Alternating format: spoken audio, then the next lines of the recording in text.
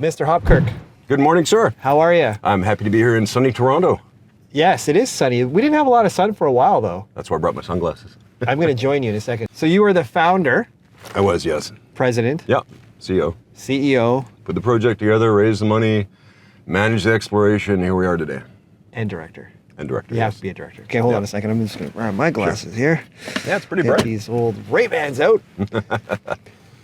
All right, so we're going to talk about your company, and you want to kind of you've been in this thing for a while now. Been in this thing for a while, quite a few years. Let's talk. Let's go for a drive here.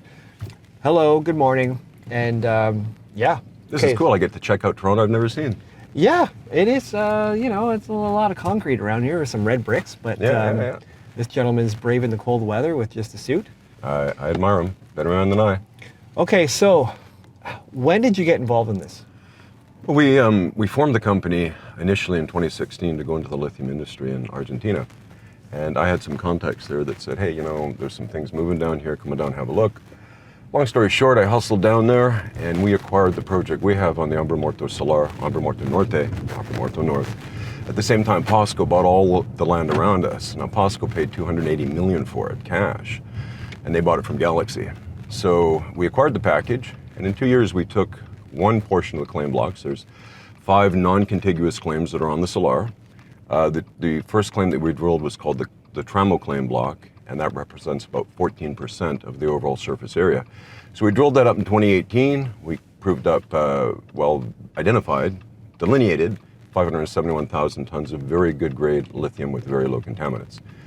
Subsequent to that, we took that block to a PEA, which is a preliminary economic assessment. Yep. Knight Piésold did it for us in 2018, based on 12,400 a ton lithium price. And we came up with a 5,000 ton per year operation. So not a big operation, but a great starter. Subsequent to that, of course, we all know the lithium market became, shall we say, somewhat difficult. Yes. And we kind of treaded water for a couple of 3 years as the lithium prices increased dramatically. And the demand for lithium for EV batteries has increased dramatically. Of course, investor attention came back. We were able to raise money, and now we moved the project forward. Right now, we're in the middle of wrapping up a drill program on our Alba Zabrina claim block. It's a kilometer or so east of the Tramo claim block. It's considerably larger. Those two claim blocks combined account for about 60% of the overall surface area that we can drill. So at this point, we were completing our 8th hole on the program. That will wrap it up. From that point, Groundwater Insights from Halifax, well known in the industry, will recalculate a new resource. The intent is to take our 5,000 ton per year operation up to something considerably more substantial. Results to date indicate we have a great shot at doing that. I mean, we've got one hole, hole number 2, which is actually 400 meters of pretty much a brine zone. So it looks really, really tasty. I think we're going to get our resource up substantially. Market cap of the company right now. About 50 million bucks. And you're saying that what you have is worth 50 million bucks. The investors say that. The market determines the price. Right. So if the market is determining our current market cap today on a 5,000 ton per year operation, which is on the small side, it's not a big operation. If we get that doubled or tripled, and I'm saying we have to wait for the results to prove that up, I think our market cap should reflect it. And that really is the value proposition of the company. Got it. Okay, let's talk about the structure there. How many shares outstanding? 98 million out, fully diluted about 150. If it was fully diluted, there'd be about 50 million in the bank. So, sorry, how much is in the bank right now? About 7.2. The current program is fully paid for, including the resource recalculation. The next phase of this is pumping wells. We're also in the process test work. We've built evaporation ponds. We'll be moving to a pilot stage this year. So the project is rolling along to a feasibility. Absolutely. It sounds like it. Yeah. And how much of this thing do you own? I own, when you say me, I own what I own. It's under 1% personally. I have an investor group that probably own about 20% of the deal. We've got an investor from China who has the offtake, that's Kempis Chengdu. They own about 6%. And the rest is out there. It was a retail deal when we financed it, so it's out there retail. Absolutely.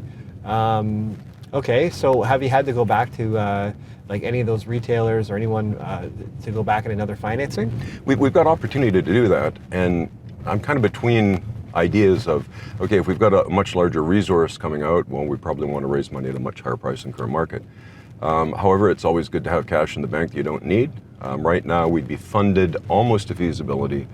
I'm probably short about $3 million. So okay. we need to raise maybe another $5 million to get it across the finish line. Okay, and what was the valuation of your last raise? We did it 62 cents. 62 cents, okay.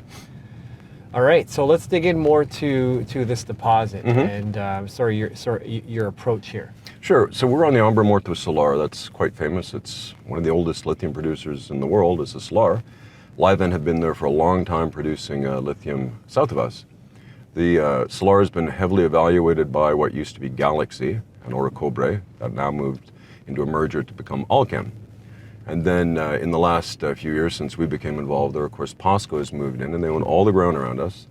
POSCO are investing $4 billion to build out their operation there. It's going to be a very large lithium production facility. So we're in a great spot. It's great real estate. We've got terrific neighbors. Everybody seems to get along. That's fine. You know, we're, in comparison to POSCO, we're a small company. POSCO's a huge giant. Yeah. But lithium's lithium, and we've got what we've got. I think my reflection on this particular point in time with this company, for me, you know, I've been in this industry for 33 years, and I've done a lot of precious metals exploration. When you look at a salar and ownership of the salar, the secret to owning all the salar is not because you want to own all the salar, you want to keep other people out. Right. In this instance, yeah, we have a smaller land package compared to POSCO, but we're there and we're there to stay. Yeah, nobody. Okay, so you're really just trying to make this a larger project, right? Exactly. The key here is throughput.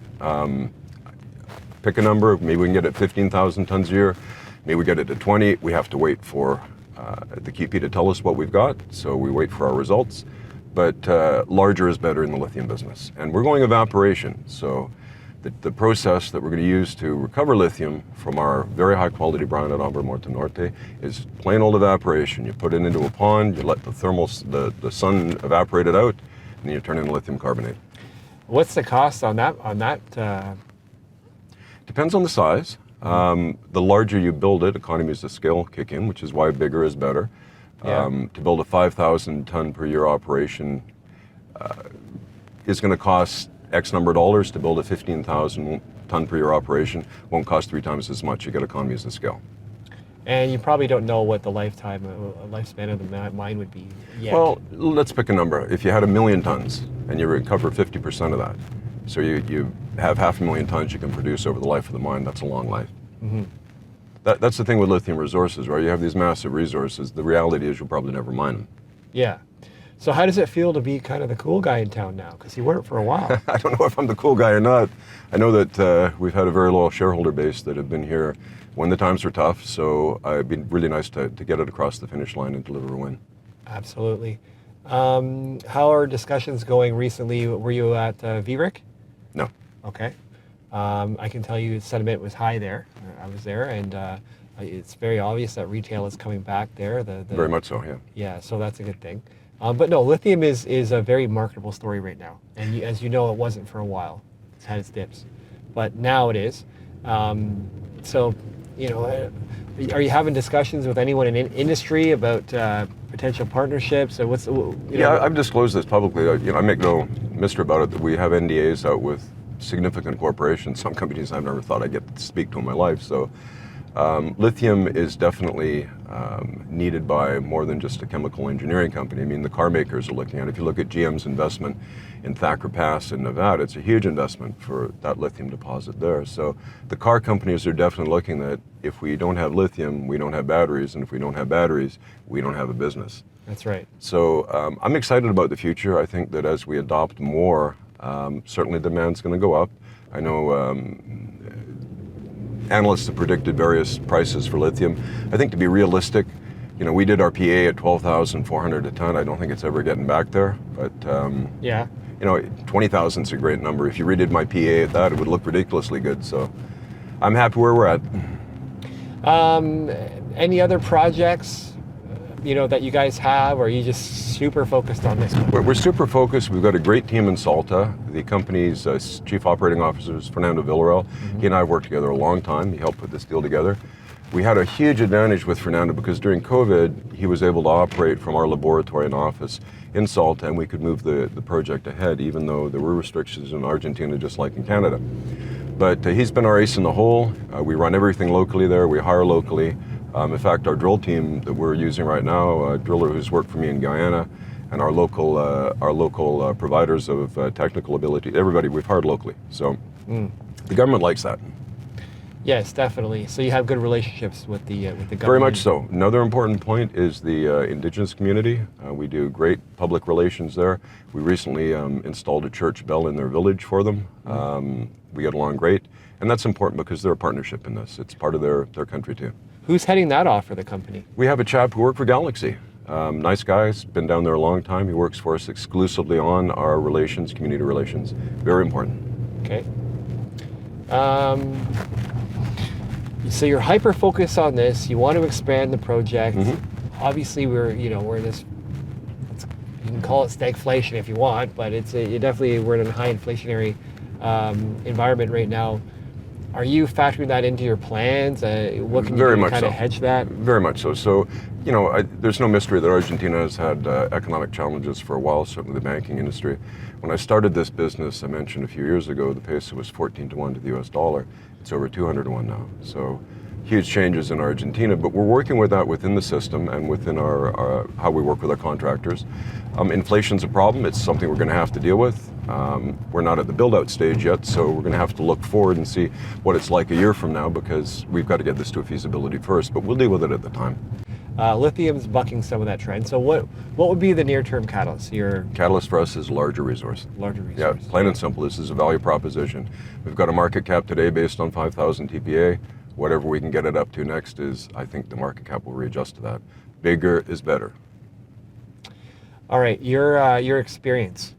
Let's talk about that. Why you're the right guy for the job? Well, I put this together, so I've got it this far, so I must know what I'm doing. I've got a lot of years in the mining industry. I've found a couple of gold deposits in my career, worked in countries that were very interesting to visit, Mongolia, been in China, around the world. What I like about Argentina is it's a set legal system. It's easy to work there. My Spanish is un poquito, but I fumble through, and they're just really nice people to work with. Okay, so what would be the last message for current shareholders and potential new shareholders? I mean, you're very focused not only with your project, but even just speaking with you, just like, boom, this is what we're doing. This is the value proposition. What would be the last words? I appreciate that. So we're going to get bigger, all right? We are. The results to date indicate that that's a realistic assumption. Where do we go next? We're moving this project ahead as if we're building it out. If there's M&A in between, there's M&A. It is what it is. That's the business right now, but we're pushing this ahead for the shareholders that we're going to build this out. Fair enough? Yeah. I mean, you want to leave it there? Yeah, I'm fine with it. I mean, wait for the results. They're coming, and I think we'll have a coming out party with a much larger TPA. I love the direct forwardness that you have. You're very hyper-focused, my friend. Well, everybody in the company is focused on it. We've all got our lives into this, and we have our money into it too. So, yeah. In fact, I'm a godfather to Artzio's new son. So, we have quite a close relationship. Awesome. Anyone else on the team we should talk about? I know I just mentioned wrapping up, but I'm just thinking. Well, I've got a great driller, Martinez, Gerardo Martinez. He's worked in Guyana. Excellent driller. I think he's made the program go ahead really well. Drilling in this type of matrix is very different than hard rock, right? Yeah. You're basically putting a hole in sand, and that goes so slow, it's like watching paint dry. Right. So I think everybody in the team's worked really well. I think the important thing, too, is that we've got this done in decent time. Weather's been a factor. We've been reasonably on budget, and most important, we've had no injuries. So we've run a tight ship. Yeah, it doesn't seem like you're going to have an issue raising that money to get what you need done for the, I don't think so. I think we're at a very good junction as a company. Bigger is better, as I said earlier, and I think we'll be getting bigger. All right, well, let's leave it there. I wish you nothing but the best, my friend. Well, I really enjoyed the drive. Absolutely.